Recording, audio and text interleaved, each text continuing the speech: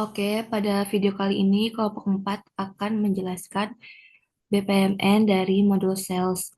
BPMN yang dibuat pada modul sales itu ada di level 3. Itu terfokus hanya pada di bagian salesnya saja. Yang pertama itu ada panah bentuk lingkaran yang artinya start atau memulai. Kemudian ada tanda panah yaitu dilanjutkan untuk menerima permintaan pelanggan berupa RFQ. Di sini terdapat ada RFQ dari customer yaitu berupa dokumen. Kemudian dilanjutkan yang kedua membuat quotation. Nah, dalam membuat quotation ini didapatkan output berupa dokumen quotation. Selanjutnya mengirim quotation ke pelanggan.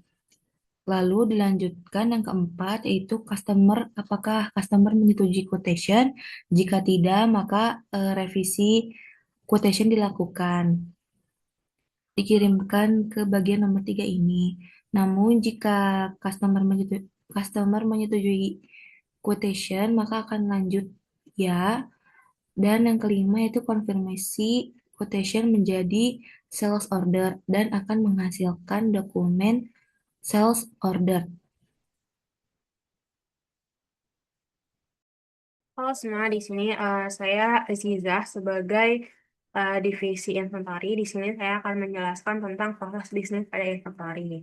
Nah, pertama eh, kita akan mengecek kesediaan barang nih, misal kayak kita mau karena perusahaan saya inventory kayak misal manufaktur tuh mau memproduksi barang tapi ada yang kurang barangnya. Misal tidak tersedia kan stok barang atau stok bahan bakunya tidak tersedia. Kemudian kita langsung membuat permintaan barang ke divisi purchase untuk membeli. Namanya kita request purchase.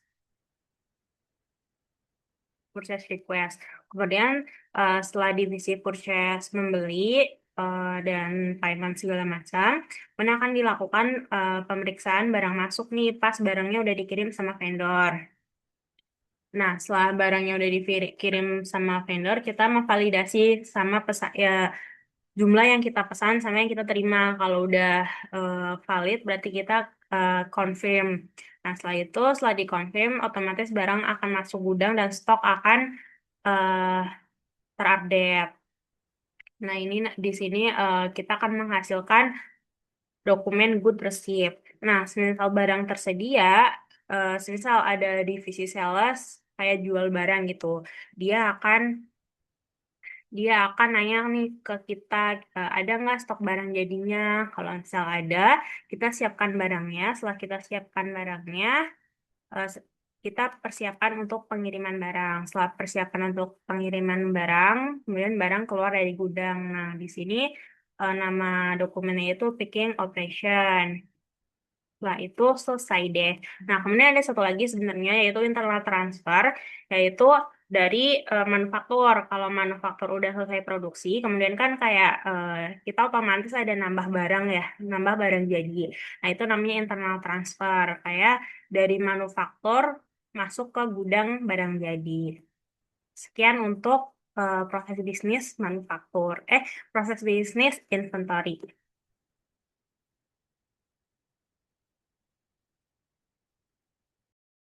Halo semuanya, perkenalkan nama saya Syifa. Saya dari kelompok 4. Pada kali ini saya bertanggung jawab untuk modul purchase dan akan menjelaskan bagaimana alur proses bisnis atau BPMN yang berjalan pada divisi kami. Nah, secara keseluruhan tuh modul purchase itu untuk memastikan pengadaan barang berjalan secara lancar dan dia tuh membeli barang kepada supplier. Nah, pada BPMN ini kita memiliki 4 tahapan utama yang kami lakukan. Yang pertama itu penerimaan purchase request. Purchase request ini tuh dari divisi inventory. Dokumen ini tuh sangat penting karena menjadi dasar aktivitas pembelian. Di dalamnya itu terdapat rincian mengenai barang yang akan dibeli dan berapa yang dibutuhkan. Lalu yang kedua, setelah purchase request diterima dan dicek, langkah selanjutnya kami membuat request for quotation atau RFQ. RFQ ini pada dasarnya adalah surat permintaan penawaran harga. Jika RFQ sudah dibuat, kemudian kami kirimkan kepada pihak vendor atau supplier untuk mendapatkan harga terbaik. Nah, setelah RFQ dikirimkan, jika penawaran dari vendor sudah sesuai dan disetujui oleh kita, kami akan melakukan konfirmasi terhadap RFQ tersebut. Di tahap ini tuh terdapat otomatisasi di mana sistem tuh akan langsung mengubah RFQ menjadi purchase order. Nah, purchase order ini tuh dokumen pemesanan resmi yang mengikat kita kepada si vendor atau supplier. Nah, langkah terakhir itu tuh jika sudah terbuat vendor bill, dokumen tagihan ini kami teruskan kepada divisi accounting agar mereka dapat memproses tahapan pencatatan keuangan dan pembayaran dari si vendor bill tersebut. Sekian rincian alur kerja dari modul purchase. Terima kasih. Menjelaskan mengenai alur bisnis dari modul manufacturing. Yang pertama di sini modul manufacturing itu terintegrasi dengan bagian warehouse, di mana warehouse ini yang pertama memulai menyiapkan raw material yang dibutuhkan. Nah, pada simulasi manufacturing ini kami akan membuat contoh memproduksi salah satu produk skincare Lunara Beauty yaitu moisturizer. Maka di sini bagian warehouse menyiapkan raw material untuk membuat moisturizer, yaitu ada emulsifier, hyaluronic acid, niacinamide, dan sebagainya. Lalu selanjutnya dicek stok materialnya terlebih dahulu. Jika stok mencukupi itu, nantinya akan langsung ditransfer material ke produksi. Kalau tidak itu, kita akan membuat purchase order atau meminta bagian purchase melakukan pembelian raw material yang kurang. Nah, di sini karena diasumsikan bahwa material yang tersedia itu cukup, kita langsung saja ke bagian modul manufacturingnya. Yang pertama di sini di bagian modul manufacturing itu kita membuat create manufacture order atau daftar-daftar workstation atau work order yang akan dirakit atau akan dibuat. Lalu selanjutnya kita confirm MO, lalu baru kita ke generate ke work ordernya atau workstationnya. Di sini terdapat dua workstation. Yang pertama workstation 1 yaitu pembuatan moisturizer dan base formulanya, yaitu ada tahap mixing atau homogenizing, ada emulsification process, quality check, dan moisturizer base, dan yang terakhir itu outputnya itu moisturizer base formula. Nah, lalu selanjutnya di workstation 2 yaitu bagian filling dan packaging.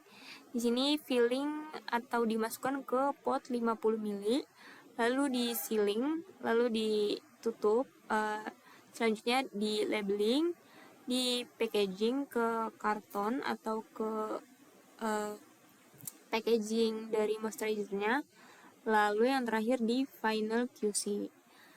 Lalu mark as done, yaitu selesai diproduksi, kita lanjut ke bagian inventory. Nah, setelah produk jadi diterima, di sini inventory itu membuat receipt finish good, yaitu yang berupa internal transfer, ini dokumennya. Lalu nantinya itu inventory akan update stok dari produk yang telah dibuat dan laporan, dan selanjutnya yaitu membuat laporan stok dan produksi, lalu selesai. Segitu saja yang dapat disampaikan dari alur bisnis manufacturing. Terima kasih.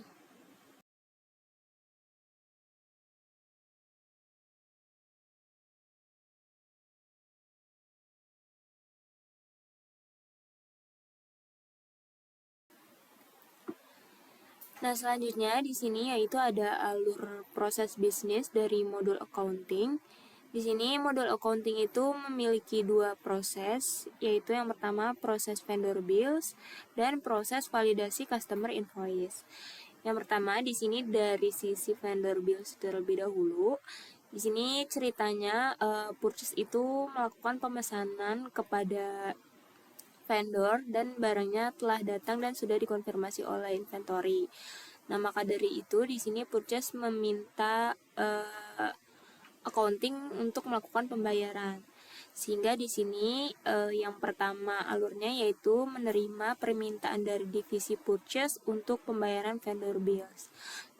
Lalu selanjutnya itu kita masuk ke menu vendor bills dan memilih bills. Lalu kita buat terlebih dahulu vendor bill-nya, dan konfirmasi bill-nya itu kita pilih yang auto complete atau purchase order. Sehingga nantinya data vendor bills-nya ini otomatis itu sudah terisi dengan purchase order sesuai dengan vendor yang kita pilih. Lalu di sini statusnya itu masih post bill konfirmasi. Maka di sini kita register payment metode cash, kita validate sehingga nantinya terdapat register payment metode cash-nya. Lalu nantinya status pada purchase order-nya itu berubah menjadi in payment. Selanjutnya bisa langsung divalidasi dan vendor terbayar. Nah, setelah vendor terbayar, kita konfirmasi lagi ke bagian purchase bahwa vendor bill setelah dibayarkan.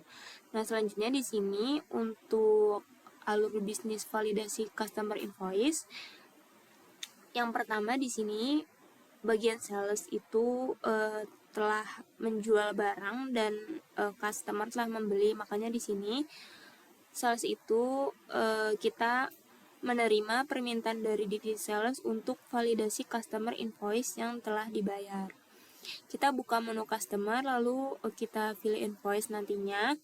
Setelah itu nanti isi invoice date, lalu kita klik confirm. Lalu nanti statusnya itu berubah jadi post invoice di confirmation. Lalu di sini register payment-nya itu menggunakan metode cash. Dan setelah dibayar nanti statusnya itu in payment atau pembayaran tercatat. Nah, setelah pembayaran telah dikonfirmasi sudah dilakukan, kita melakukan konfirmasi lagi kepada divisi sales bahwa customer telah membayar. Mungkin segitu saja alur dari modul purchase atau mungkin segitu saja alur dari bagian modul accounting yang dapat disampaikan.